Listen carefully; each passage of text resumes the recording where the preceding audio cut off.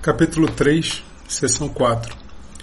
Essa anotação ela é bastante utilizada, E1, E2, EN, vetores do Rn, em que o índice significa qual entrada é igual a 1 e as outras entradas são iguais a 0. Então o E1, a primeira entrada é 1, o resto é 0. O E2, a segunda entrada é 1, as demais entradas é 0, e assim por diante até o En. Então esses são chamados vetores canônicos do Rn, E1, E2, E3, E4, En. Tem uma entrada igual a 1, o resto igual a 0. E se a gente fizer combinações lineares desses vetores, o que vai acontecer? Quando multiplicar Ci por aí, o C1 vai cair na primeira entrada, o C2 vai multiplicar o E2 vai cair na segunda entrada, e o Cn vai multiplicar o En vai cair na enésima entrada. E se você pegar um vetor V qualquer, com entradas V1 até Vn, basta tomar esses coordenadas, esses números como sendo iguais às entradas, V1, V2, Vn, Ci igual a Vi, que você poder expressar qualquer vetor V como combinação linear desses vetores E1 até En. E nota que isso aqui é único, quer dizer, não tem outra maneira de combinar esses vetores para gerar um vetor V. Essa é a única maneira, tomando Ci igual a Vi. Isso motiva a definição de base, que base é um conjunto ordenado. Um conjunto ordenado é base, né? Se todo vetor do espaço ele se expressa de forma única, como combinação linear dos vetores. Ou seja, ele tem que poder expressar os vetores, todos os vetores como combinação linear, e essa expressão tem que ser única. Por exemplo, o E1 e E2 é base do R2. E a gente fala de fato que é base canônica, porque os vetores são os vetores canônicos. Isso aqui é fácil de ver, né? E agora, se você tomar, por exemplo, 3 vetores do R2, 1, 0, 1, 0, 1, isso aqui não vai ser base. Por quê? O vetor 2, 2, na verdade, todo vetor vai ter mais de uma maneira de expressar com combinação desses. Então, pode ser 0 vezes esse, mais 2 vezes esse, mais 0 vezes esse, que vai dar o 2, 2. Tá aqui. Ou você pode pegar 2 vezes esse, 0 vezes esse, 2 vezes o outro, que também vai dar 2, 2. Então, tem mais de uma forma de expressar o 2, 2 como combinação linear desses vetores. Então isso aqui, apesar de gerar o R2, ele não é base porque a forma de expressar os vetores não é única. Um outro exemplo é considerar esses vetores do Rn em que o primeiro, todos eles são uns, o segundo, somente a primeira entrada é igual a 0, terceiro, as duas primeiras entradas são iguais a 0, até que o último, todas as entradas, exceto a última, é igual a 0. Então vai crescendo o número de zeros a cada elemento aqui. O B1 não tem nenhum zero, o B2 tem um zero, o B3 tem 2 zeros e o Bn tem n menos 1 zeros. Então, se você montar combinações lineares desses vetores, C1, B1 mais C2, B2, o que vai acontecer? O C1 vai multiplicar aqui em todo mundo, o C2 vai multiplicar a partir do segundo. Então a primeira entrada só tem C1, porque o resto, as outras entradas são 0 aqui. A segunda entrada vai ser C1 mais C2, não tem mais ninguém, porque o resto é 0, e assim por diante. Então vai crescendo aos poucos aqui. As entradas C1, C1 mais C2, C1 mais C2 mais C3, C1 mais C2 mais C3 mais C4, etc. E se você quiser expressar um V com entradas V1, V2, V3, V4, como combinação linear desses BIs, você vai ter que resolver esse sistema. E esse sistema tem solução simples, é só substituir a primeira equação lá de baixo, que você obtém o C2 como sendo V2 menos C1, sendo que C1 é igual a V, então C2 é V2 menos V1. E substituindo assim sucessivamente, você vai concluir que o C3 é V3 menos V2, o C4 é V4 menos V3, etc. Logo, e essa é a única forma de calcular esses coeficientes. Então não tem outros coeficientes que satisfaçam isso. A solução do sistema aqui é única. Então isso aqui é base porque todos os vetores podem ser expressos e de forma única. Um outro exemplo de base é pegar os polinômios de grau máximo n. É fácil ver que os monômios 1, t, t2, t3 até tn é base porque qualquer polinômio pode ser expresso como combinação linear desses vetores, e essa combinação é única. Por que ela é única? Porque se tiver duas combinações, esses polinômios vão ser iguais se os coeficientes são iguais. Então, os coeficientes são únicos da expressão, né? Esse é um teorema importante Até porque ele enseja uma outra definição de base que aparece bastante nos livros, que um conjunto ordenado beta é base de H, C e só C, o conjunto é Li e gera todo o H. Então a prova da parte da implicação que se supõe que seja base. Então, na definição de base, você tem que todo elemento de H pode ser expresso com combinação linear. Portanto, esse conjunto é gerador do H. Então, ele gera o H. Agora, a questão é se ele é Li ou não. Bom, da unicidade da representação do zero, você tem que o zero, como ele é base, o zero só tem uma única expressão, e uma expressão para o zero é botar todas as entradas iguais a zero. Como isso é único, segue que é Li, porque a única combinação linear que gera o zero vai ser a trivial, portanto o beta é Li. Agora vamos ver a outra direção. Suponha que beta é Li e gera, então tem um beta aqui V1Vn que é Li e gera o H. Então o que vai acontecer? Se eu pegar um W qualquer do H, como ele gera, ele vai ter uma expressão CIVI do W. Só que pode possivelmente ter mais de uma expressão, combinação linear, dos VIs que gerem o W. A gente quer mostrar que é única. Passando tudo para o lado de lá, a gente tem que essa combinação CI menos DI VI é igual a zero, passando esses DIs para o lado de lá. Então a gente tem que o zero pode ser escrito como combinação linear dos VIs, dessa maneira. Só que você está supondo que o beta é Li. Se ele é Li, a única forma de expressar o zero como combinação linear de vetores é a combinação linear trivial. Então, o CI menos DI tem que ser igual a zero. Logo, daí você conclui que o CI é igual a DI para todo I, ou seja, a representação é única. Quando você escreve uma expressão dessa, só tem uma maneira de expressar o W como combinações de VIs. Logo, é base. Então isso aí como eu disse no início, costuma ser definição aí de base. Base é Li e gera.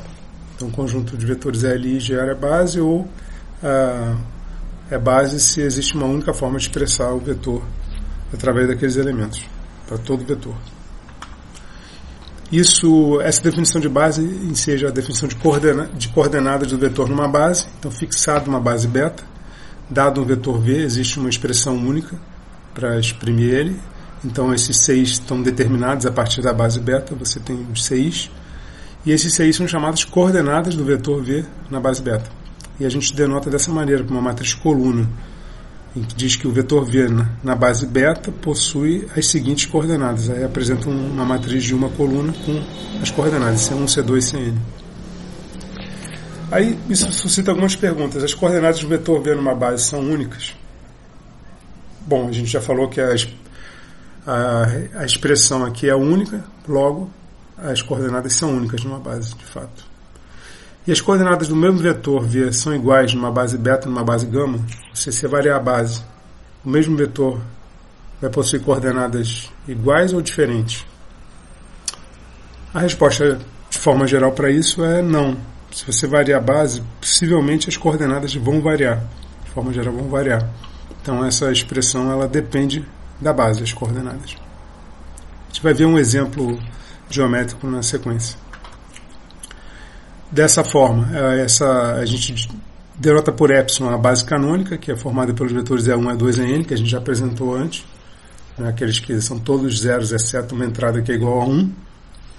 E na base canônica, a gente tem que as coordenadas do vetor V com entradas V1, Vn tem como coordenadas V1, V2, Vn.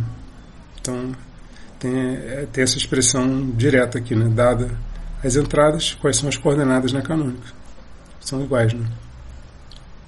Se pegar a base beta, aquela que a gente apresentou antes, que tem tudo 1 exceto a primeira entrada, tudo 1 exceto as duas primeiras entradas, 1 só na última entrada. Então a gente viu que a solução era a subtração aqui, então é V1, B1, mais V2 menos V1, B2, mais V3 menos V2, B3, etc., até Vn menos Vn menos 1, Bn. Então, na base beta, o vetor V vai ter essas coordenadas aqui, V1, V2 menos V1, V3 menos V2, etc. Então, o mesmo vetor, a gente está vendo aqui na base canônica, tem essas coordenadas. na base beta tem essas coordenadas. São outras coordenadas, né? Então tem essa observação que a gente já fez, né? O vetor V tem essas entradas, na base epsilon vai ter essas coordenadas, na base beta vai ter essas coordenadas, não são iguais. Então não confundir coordenadas, que são essas coisas que estão em verde aqui, essas matrizes de coluna, com a entrada, que é isso aqui, a entrada do vetor. Um exemplo mostrando na figura é o vetor 2, 4. Se eu botar a base canônica, as coordenadas são 2, 4, é 2 vezes é 1, mais 1, 2, 3, 4 vezes é 2. Agora, se eu usar a base beta, que é 1, 0, 0, 1, ele é 2 vezes o primeiro, mais 2 vezes o segundo. Então está aqui, ó. Esse V é o 1, 1, esse aqui é o 0, 1, então 2 vezes esse, mais 2 vezes esse. Então, 2 vezes esse, mais 2 vezes esse, dá esse. Então, é o mesmo vetor, ó. Quando você... O vetor é o mesmo, tá vendo? Ele está parado. Mas as coordenadas mudam de acordo com a base, porque a base mudou. Então, quanto que você vai combinar cada um dos elementos da base muda também. Então, no caso é 2, 4, no outro caso é 2, 2. Se você considerar essa outra base beta aqui do R3, qual vai ser a coordenada, as entradas, perdão, do vetor V, que na base beta possui essas coordenadas. Então a gente sabe as coordenadas na base beta, que é 2, 3 e menos 1. Quais são as entradas do V? Bom, pela definição, essas aqui são as coordenadas do V na base beta. Então você multiplica cada uma das coordenadas pelos vetores. Então o V é a combinação linear desses 3 vetores com esses coeficientes 2, 3 e menos 1. 2, 3 e menos 1. Fazendo as contas, você vai chegar que as entradas do V é 3, 2, 6. Agora, o problema inverso é, dada uma base, a mesma base, se a gente sabe que o vetor é o 4, 3, 7, quais são as coordenadas na base beta? Então a gente tem que resolver, na verdade, esse problema aqui, achar quem é A1, A2, A3, tal que a combinação linear de A1 vezes o primeiro, A2 vezes o segundo, A3 vezes o terceiro, deu 4, 3, 7. Qual é a combinação linear desses três que vai dar isso? Então você faz aquela conta de sempre, né? Multiplica em cada uma das entradas, iguala e vai dar o quê? Nenhuma surpresa, um sistema linear para ser resolvido. O objetivo desse sistema linear é descobrir quais são as coordenadas desse vetor 4, 3, 7 na base beta. Então a gente monta o sistema linear, escreve a matriz aumentada do sistema, está aqui 4, 3, 7, aqui os vetores 1, 1, 1, 0, 1, 2, 0, 1, resolve o sistema, que ela está totalmente escalonada, e está aqui a solução. O A1 é igual a 3, A2 igual a 3, A3 igual a menos 1. Então está lá, 3, 3 e menos 1. Então esse vetor 4, 3, 7 na base beta tem coordenadas 3, 3, menos 1 nessa base aqui. A ideia de base leva à definição de dimensão, que é o número de elementos da base. A gente vai ver que esse número de elementos é sempre o mesmo. Na base pode variar, mas o número de elementos é sempre o mesmo. E essa é a dimensão do espaço vetorial. Isso é para espaços que têm bases finitas. Tem espaço que não tem base finita. Então, por exemplo, o Rn ele tem dimensão finita porque tem uma base com um número finito de elementos. O Pn, que é o espaço dos polinomios de grau até n, também tem uma dimensão finita porque tem uma base finita. A gente já viu isso aqui, 1x, x2, x3 até xn, os monômios, potência dos monômios. Agora, o conjunto dos polinômios, sem fixar o grau, tem dimensão infinita. Por quê? Se você pegar um conjunto finito qualquer de vetores e olhar o grau máximo entre esses vetores, está vendo? O maior grau desses vetores vai ser um certo k. Então, se você pegar o polinômio que é de grau k mais 1, é impossível você gerar ele com uma combinação linear de vetores de polinômios de grau máximo k. Então, esse q aqui, ele não vai pertencer ao espaço gerado por esse conjunto de vetores. Portanto, isso aqui não pode ser base. Ou seja, todo conjunto finito não pode ser base de P. Então, P tem dimensão infinita. Então, como eu tinha dito, a dimensão do subespaço vetorial é o número de vetores de qualquer uma de suas bases, que são todas iguais, a gente vai ver isso. Né? E tem o lema que permite a gente construir, determinar bases. a partir de espaço gerado. Esse lema é muito importante, que é o seguinte: você pegar um conjunto de vetores que é LD, então um deles é a combinação linear dos demais. Aí o que vai acontecer? O espaço gerado por esses vetores todos é igual ao espaço gerado pelos vetores retirando o que era combinação linear dos demais. Ele não é necessário, estava redundante aqui, então o espaço gerado é o mesmo. Você está vendo? VK menos 1, você pulou o VK. É igual ao espaço gerado por todos eles. Como é que você prova isso? Supõe que o VK é a combinação linear dos demais, está aqui. Então o VK é a combinação linear dos C e VIs. Então se você pegar um W no espaço gerado, ele vai ser combinação linear de todos eles, mas aí você pode separar essa combinação linear em duas partes. Uma envolvendo o vetor VK e outra sem envolver o vetor VK, com I diferente de K, tá vendo? Então separa em dois pedaços, mas aí esse VK ele pode ser escrito dessa forma, como combinação linear dos demais. Então você substitui aqui a expressão do VK pela combinação linear dos demais, tá vendo? Essa combinação aqui. Agora os dois somatórios são para I diferente de K, então você pode juntar no mesmo somatório as duas expressões. Então dá AI mais AK CI VI. Então o que a gente concluiu aqui? Que o vetor W, ele na realidade está no espaço gerado pelos todos os vetores exceto VK, porque aqui no somatório não aparece VK. Então você pode expressar o W como combinação linear desses vetores, logo todo W em S está nesse conjunto, a princípio seria menor, que é o espaço gerado pelos vetores todos exceto VK. E o corolário é que todo conjunto gerador contém uma base. Isso é praticamente um algoritmo para gerar base, porque olha só. Se o conjunto gerador for LI, você não precisa fazer mais nada. O conjunto gerador LI é base. Agora, se ele é LD, tem um vetor que é a combinação linear dos outros. Então você pega esse vetor e descarta, que pelo lema anterior ele vai continuar gerando o mesmo espaço. E aí você vai repetir esse procedimento até que o conjunto obtido seja LI. Você vai tirando do conjunto todos os vetores LIs, todos os vetores LDs, que vão ficar só um conjunto LI no final. Então vai ser um conjunto LI que vai gerar e, portanto, é base. Para a gente poder enxergar isso, eu vou mostrar um exemplo, que é determinar a base de dimensão para esse espaço gerado aqui. Ó. Tem 1, 2, 3, 4. Então eu monto a matriz que está cada um desses vetores numa linha. Está aqui, ó, 1, 2, 1, menos 1, 1, 2, 1, menos 1, 2, 1, 0, 2, 3, 3, 1 e o 4, 5, 2, 0. Então botei nas linhas os vetores. Aí eu escalono a matriz para descobrir se esse conjunto é LI ou LD e quem é a combinação linear dos outros. Então escalonando, eu aplico as operações de escalonamento, as duas últimas linhas zeram. E elas foram descartadas aqui. Isso significa que esses dois vetores aqui eles são combinação linear dos demais. Então o espaço gerado por todos esses quatro vetores é igual ao espaço gerado por dois deles. No caso eu peguei esses aqui. Esse e esse, eu poderia pegar esses dois aqui. Então a gente conclui que esse espaço aqui é igual a esse, e além disso, esse que sobrou aqui é LI, então é base, e a dimensão do conjunto é 2.